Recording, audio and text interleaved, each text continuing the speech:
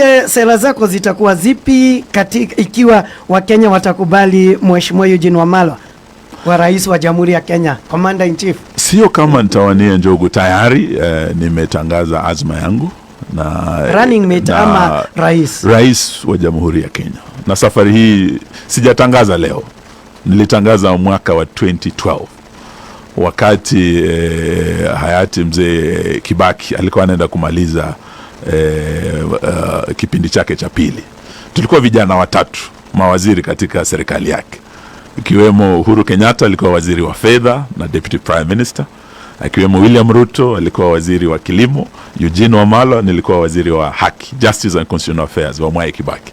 Wakati huo sisi tulijitolea vijana watatu, tukasema tunataka hao wazee wakienda nyumbani tushike ushukani.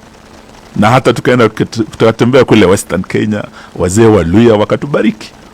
Wakapea Uhuru mkuki, wakapea Ruto mkuki, wakanipa mkuki. Kwa sasa njogu, mkuki wa Uhuru uliingia bana. Wa Ruto ndio huu umeingia, ule umebaki ni wa Wamalwa. Na mimi nitakuwa naenda kujitolea kutembelea Wakenya na kuwaeleza sera zangu. La muhimu sana ni kwamba kama Zakayo ataendelea kufinya Wakenya na huu ushuru, na sioni ukibadilika. Jambo la kwanza kusema ya kwamba rais anayekuja asiwe Zakayo, Wakenya wapumue, tufanye yale Kibaki alifanya.